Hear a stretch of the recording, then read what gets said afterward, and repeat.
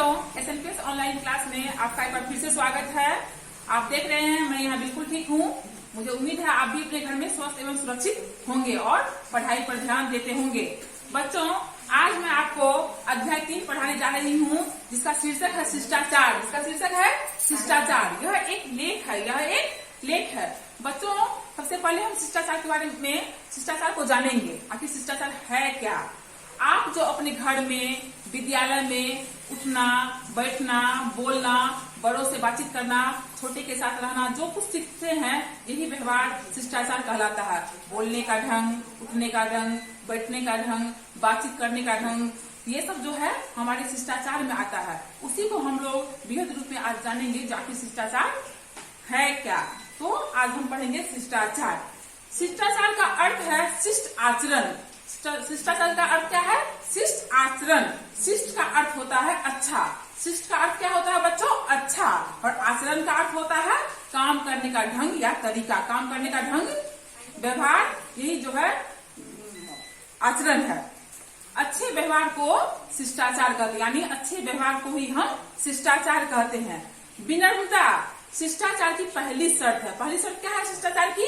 विनम्रता, यानी हमें सब और सुशील होना चाहिए, विनम्र होना चाहिए। हमें माता पिता और गुरुजनों का सदा आदर करना चाहिए। हमें अपने माता पिता, गुरुजनों का, अपने से बड़ों का हमेशा आदर करना चाहिए। हम हर समय उसका सम्मान करना चाहिए, उन्हें इज्जत देना चाहिए। उनके साथ विनम्रता का व्यवहार करना चाहिए। उनके साथ जो है विनम्रता का व्यवहार करना चाहिए। जब कोई आदमी मिले उसका आदर पूर्वक अभिवादन करना चाहिए। जब हमें कोई भी मिले तो उनका जो है हम आदर पूर्वक अभिवादन करना चाहिए। उनका जो नमस्कार हम करेंगे आदर पूर्वक करेंगे, उनका अभिवादन जो है हम आदर पूर्वक करेंगे। बच्चों, ये सब बात तो हमें हमेशा सीखनी चाहिए और समझना चाहिए। तो शिष्टाचार है क्या? शिष्टाचार में भी विनम्रता आती है। विनम्रता जो है शिष्टाचार की पहली शर्त है।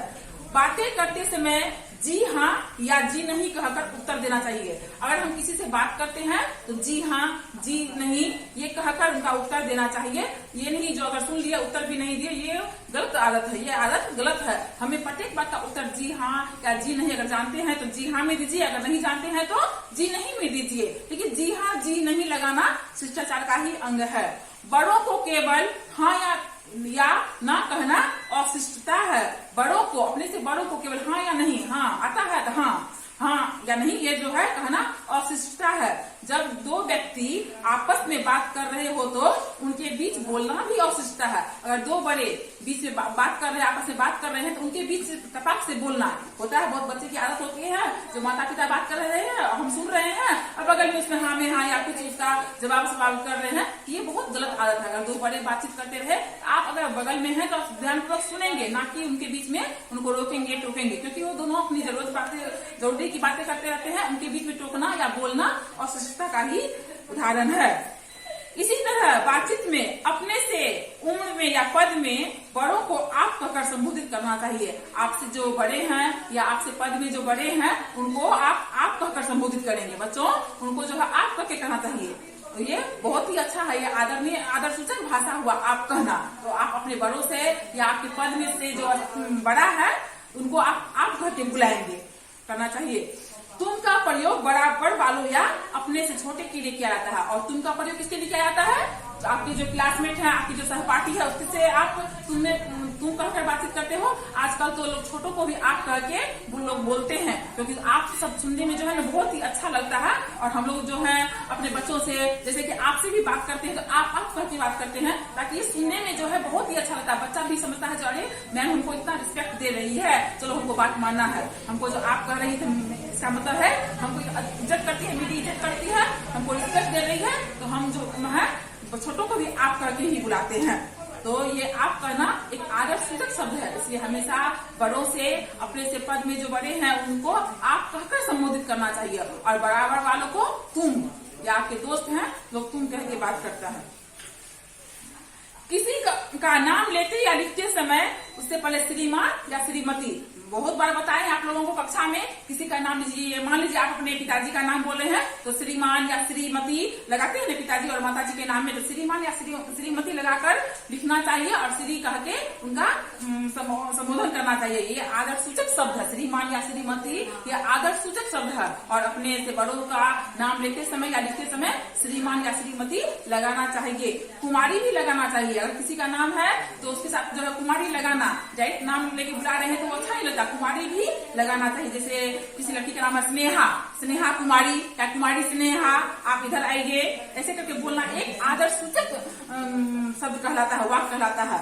नाम के अंत में जी लगाकर भी दूसरों के प्रति सम्मान प्रकट किया जा सकता है। किसी के नाम के अंत में जी लगाना भी दूसरे का सम्मान जो है प्रकट किया जा सकता है।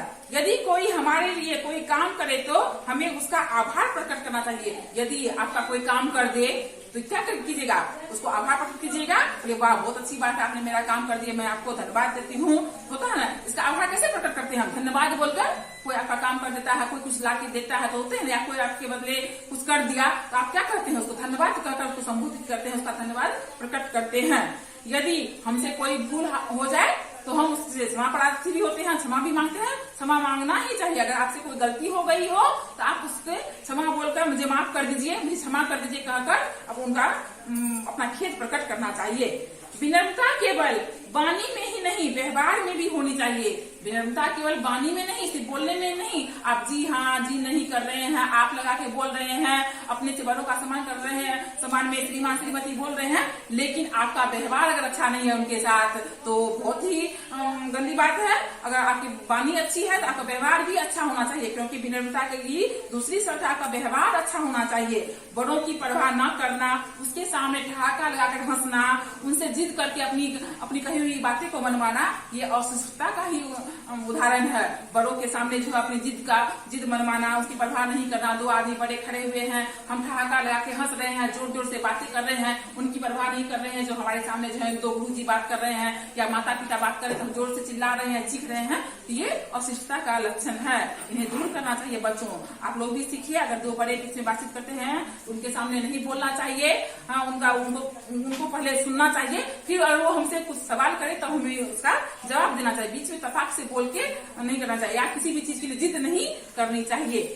किसी के व्यक्तिगत जीवन में दखल न देना शिष्टाचार की दूसरी शर्त है। शिष्टाचार की दूसरी शर्त क्या है, किसी के व्यक्तिगत जीवन में दखल नहीं देना। आप किसी के व्यक्तिगत जीवन यानी किसी का खुद का जीवन होता है, कैसे रहता है, कैसे खाता है, कैसे पीता है, उसमें दखल नहीं देना चाहिए। उसका अपना निजी जीवन है, वो जो भी करे उसमें दखल देना जो है नहीं देना चाहिए। ये शिष्टाचार की दूसरी शर्त है। ये शिष्टाचार की दूसरी शर्त है, किसी की व्यक्तिगत जीवन में दखल नहीं देना चाहिए। किसी व्यक्ति से उसका वेतन या आय नहीं पूछना चाहिए, ये भी व्यवहार में आता है। किसी भी व्यक्ति से उसका वेतन नहीं पूछना चाहिए, उसकी आय नहीं पूछना चाहिए, आप कितने कमाते हो, आपकी आमदनी कितनी है, ये भी अशिष्टता का लक्षण है। इसलिए बच्चों आप भी सीख लीजिए, आप किसी से उनकी सैलरी नहीं पूछ सकते हैं, कितना कमाते हैं वो नहीं पूछ सकते हैं। ये सब बहुत गंदी आदत है, इसे दूर करना चाहिए। अगर आप करते हैं तो ये बहुत ही गलत है, ये कभी नहीं करना चाहिए। बिना पूछे दूसरों की चीजें छूना या दूसरों के निजी पत्र पढ़ना भी अशिष्टता है। बिना पूछे किसी का सामान नहीं छूना चाहिए। आप लोग को क्लास में बताते हैं, क्लास टीचर भी बताते हैं, किसी का सामान जो मत छुओ, बिना पूछे मत छुओ, मांग के लो, अगर वो देता है तो ठीक है, नहीं तो मत लो। सही में सभी टीचर बताते हैं आपको कि किसी का सामान जो है नहीं छूना चाहिए, बिना पूछे नहीं छूना चाहिए। अगर आपकी आवश्यकता है तो आप उससे मांगेंगे, वो भी रिक्वेस्ट के तौर पे। अगर वो देना चाहे तो आपको देंगे, नहीं देना चाहे तो नहीं देंगे, लेकिन आप उससे नहीं ले सकते हैं, बिना पूछे नहीं ले सकते हैं। ये अशिष्टता का लक्षण है। इसलिए कोई भी सामान किसी से लीजिए, उनसे पूछिए क्या मैं आपकी कलम ले सकता हूँ, क्या आप अपनी कलम मुझे देंगे, ये पूछिए। अगर वो देंगे अच्छी बात है, नहीं देंगे तो कोई बात नहीं है, लेकिन आपको लेने से पहले पूछना होगा। किसी के घर या कमरे में जाते समय दरवाजा खटखटाना चाहिए और पूछना चाहिए क्या मैं अंदर आ सकता हूँ। बहुत बार बताए हैं, किसी के घर में जाइए, किसी के रूम में प्रवेश कीजिए, उससे पहले आप नॉक करते, दरवाजा को खटखटाते हैं, क्या मैं अंदर आ सकता हूँ। अगर अगला आदमी कहेंगे हाँ आइए तो आप आएंगे, नहीं तो आप गेट पे ही वेट करेंगे। जब तक वो नहीं बोलेंगे अंदर आइए तो आप वहाँ पे वेट करेंगे। यही जो है शिष्टाचार का लक्षण है। बच्चों आज की इस अध्ययन में इतना ही, इस लेख को इतना ही जानेंगे। अगली कक्षा में मैं फिर आगे पढ़ाऊंगी, तब तक इसका शब्दार्थ है मैं लिख रही हूँ, आप शब्दार्थ को नोट कर लीजिए। मैं लिख रही हूँ शब्दार्थ, लिखिए मेरे साथ। बच्चों मैं यहाँ शब्दार्थ लिखी हूँ, आप उसको देखेंगे और अपने नोटबुक में नोट करेंगे। देखिए यहाँ पे पहला है आदर। आदर का अर्थ क्या होता है? सम्मान, इज्जत। आदर का अर्थ क्या होता है? सम्मान, इज्जत। व्यक्तिगत, व्यक्तिगत का मतलब निजी। व्यक्तिगत का मतलब क्या होता है? निजी। स्वभाव मतलब आदत। स्वभाव मतलब आदत। आचरण मतलब व्यवहार। आचरण मतलब क्या होता है? व्यवहार।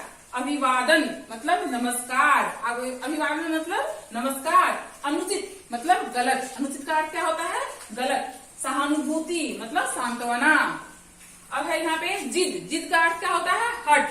प्रतीक्षा मतलब इंतजार। परेशानी मतलब कष्ट। तो ये शब्दार्थ हुआ, इसको आप लोग नोटबुक में नोट कीजिए और उसको याद कीजिए। और यही आपका होमवर्क है, शब्दार्थ को याद करना। और पाठ 3 में जो है कठिन शब्द, इससे इस पाठ में जो भी आपको कठिन शब्द लगे उसको नोटबुक में लिख के उसका लिखने का प्रयास करेंगे। यही आपका होमवर्क है।